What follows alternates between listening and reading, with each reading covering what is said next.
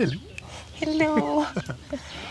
Hi, I'm here with the wonderful Graham Brown in Hagenberg. It's an interview in English that I'm not so used in German. It's in general in German and in English and in French. And Graham Brown yesterday had the whole day in our meeting of the new living spaces, and he is actually the man who received the Reciprocal Frame out of meditation and wanting to achieve a name.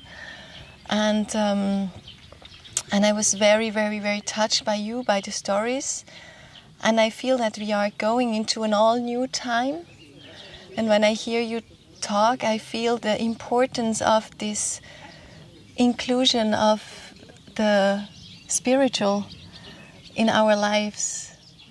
And you have found a form that is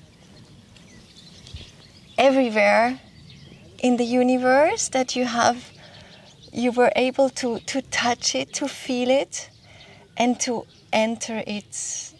And when this happened, you let it go. I would love that you explain us a little bit who you are and how you got there. How long have we got? Oh, yeah, it's not that long. We have like 15 minutes or 20 minutes. What is it like you would like to share for us to get actually the essence? It's about the essence.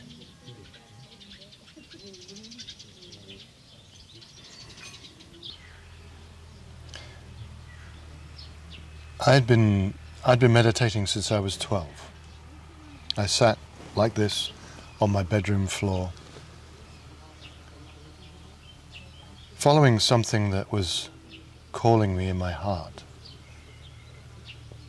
I think by that time I'd already looked around, and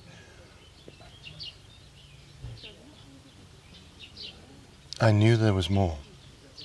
I didn't know what it was.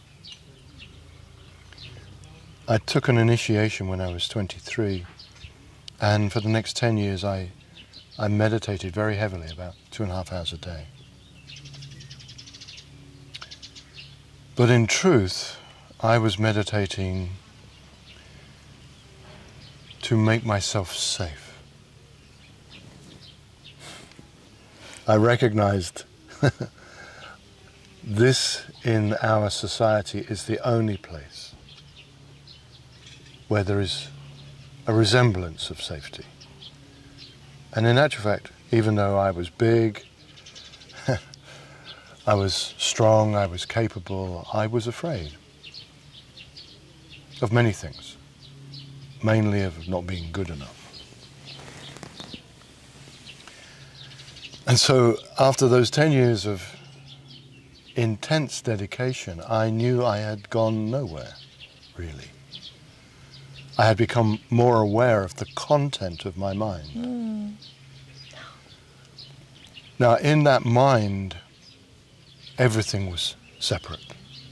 Even my own thoughts were separate. But I couldn't understand or articulate that at that time. This was all in a veil of confusion. And at that time I was ready to go anywhere in the world, to sit at the feet of a master who really knew. And actually,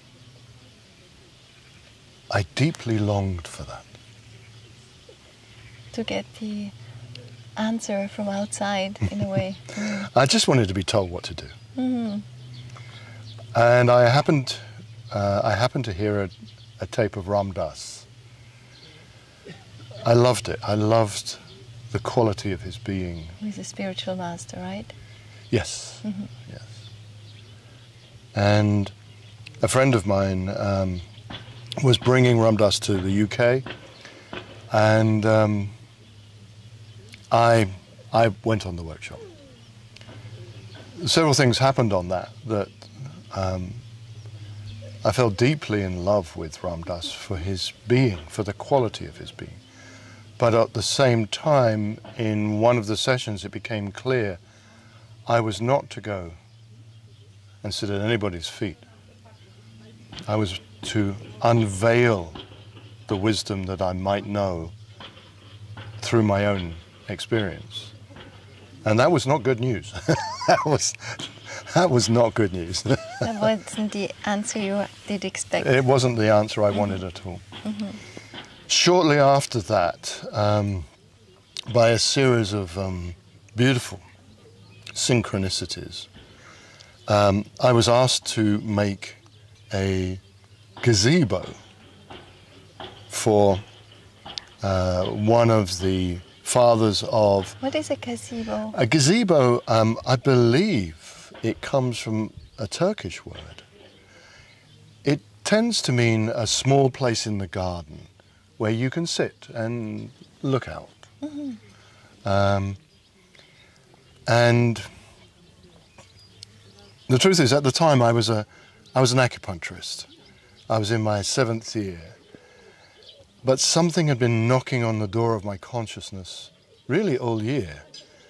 And it was really bugging me. I had no idea what it was. And I finally pulled my practice down until I was seeing just a few people who really needed acute help. And I sat around the house because I had no money to go anywhere. And the only thing that happened I thought that I would need 3 months, but the only thing that happened in the month that I had was I ran out of money. And I had a house and a mortgage and all of that stuff and kids at school. And so I put a little note up in my daughter's school in Nottingham saying I would make toys or furniture or even a gazebo. To this day, I do not know why I wrote that word. I have never used that word. I had never made a gazebo. And the only thing that happened was that Bob, who was one of the fathers, came to me and said, "Graham, I'd like you to make me a gazebo." And I really didn't want to do it. I just wanted something simple and I wanted some money. But Bob was persistent, and everywhere I went, he was there. "When are you going to come and see me?" So I finally went to see him, and he said something very unusual to me. He said, "I want this to feel womb-like." Bob is a beautiful, big man, big in every way. And here was a beautiful, big man saying me something that was truly of the feminine. That awoke my curiosity, because the one thing I knew that this would not include was that, because there is nowhere for the life to get in. I went home not really interested in this project, I have to say, and aimlessly drew the 5-pointed star, which was an exercise that my daughter Sarah was doing at her Steiner school, her Waldorfschule, every morning. And in that I saw the reciprocal frame. Oh. And I then made it with her Mikado sticks and blue tack. And then the following day I went into my workshop and I made 9 short sticks and I tried to put them together, and finally I did put them together, and you saw yesterday what was happening. So the reciprocal frame, rather than me looking for it, it found me. The teacher comes. Yes, the teacher comes. The teacher comes. And in the first moments of our togetherness, it blew this structure away. Not completely. It just opened a big hole in that. And that is the hole in the center of the structure. But there is no top. There is no hierarchy in the reciprocal frame. And I was big and white, ambitious, and afraid, and I wanted to be on top. So for 7 years, I fought the wisdom in the structure. And finally there was a surrender, because it just sat there, and every argument, every mental device I put before it, it just vaporized it. Ruthlessly. Ruthlessly. So little piece by little piece, the fabric of my being, of my belief, of my concept was all being wiped away. And then I described yesterday that when I was in Northern California after a very intense 10 days, out in nature alone, I had a cataclysmic meeting with myself, where I ended up in perhaps the most terrifying of circumstances for me, and I recognized that was nothing other than a thought form. And the fear bled out of me into a rock, and I found myself awake in emptiness. And at that point, I had traveled through the vortex that is expressed by the reciprocal frame. And really that was the first time that I truly understood what it was. I knew it was what we would call sacred. I knew it was timeless. But my understanding of it was profoundly limited. That experience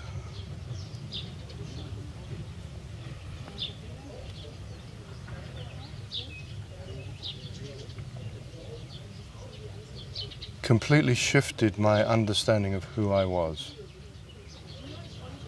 I found myself awake in an endless ocean of being, empty, impossible to describe.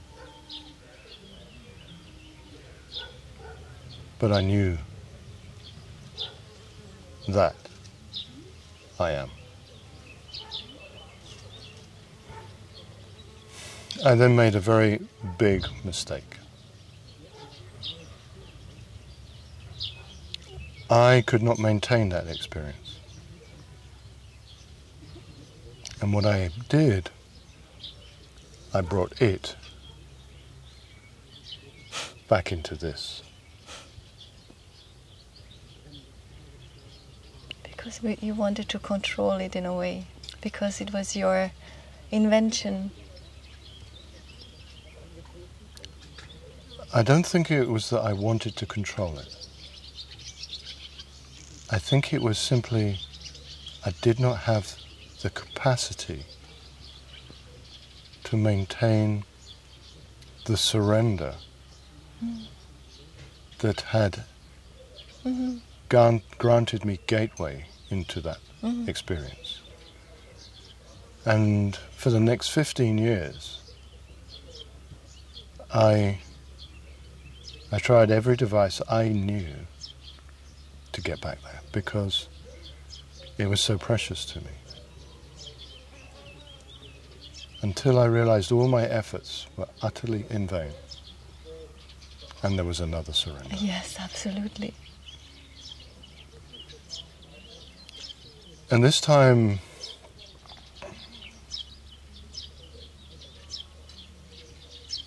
I stayed. Yeah. So when we're looking at the world through the agency of the mind, we express what we see in terms of separation. We will say, this is spiritual, this is not. Whereas from the other experience, there is no separation. There is no naming. And when we are living that, the relationships that we have are fundamentally different. Because what we're doing is we are living in connection. And in trust. In mutual trust, no? Trust is... It's already a conception again. Yes. Okay, yes, thank you. Mm-hmm. Trust is what the mind thinks it needs if it is to be open. All right, yes, thank you. It doesn't need to be said, it is. Yes. So in this space, every concept that we might have about ourselves, whether it is positive, if you would like to stay in the world of duality, either it's positive or negative. I'm fantastic, or I am afraid. If we're afraid, we need to feel that we can trust someone. So there has to be an agency of interchange that will establish that trust, at which point we will open a little bit.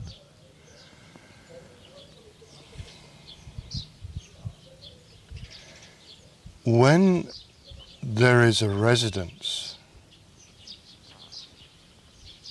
For the being? beyond the duality of mind, which exists there for everyone, when the mind quietens, it's not that it is not there, it is there. It always has been there. It is that by which we can experience anything. All of this is content of experience. We see, I see you, I touch you. That is content. This is the awareness by which I may know that I see you. This never changes. It never was born. It never dies. This is ever changing. And it dies in a moment. Can you just say what this is? This? This is the being. But it's like when because I still get into the conceptual when you say this, because there is a Of form, course, yes, and it is the being. It is the all, like the being, and then when you say this is the concept. Yes. Yeah. So,